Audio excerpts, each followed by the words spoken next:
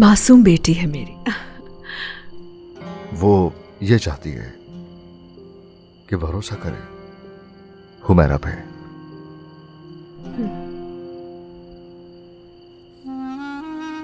सही,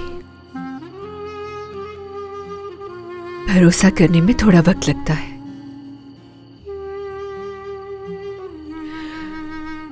कस्टडी पर काम कर रही हूं मैं। शायद मुराद ठीक ही बोल रहा था। क्या कह रहे हो? वो कह रहा था कि नवाल 2 महीने में 18 साल की हो जाएगी तो कस्टडी का कोई फायदा नहीं। गलत कह रहे हो। नवाल क्या चाहती है हमें वो देखना है। वो चाहती है उसका आईडी पर माँ के सेक्शन में उसकी माँ का नाम हो। वो तुमसे ये चाहती है कि तुम उसकी देखभाल करो। उसे इस वक्त जरूरत है तुम्हारी। तुम उसका साथ नहीं दोगी? तुम्हें उसका ख्याल नहीं रखना? उसके लिए तुम्हें कुछ भी करना पड़े करना होगा।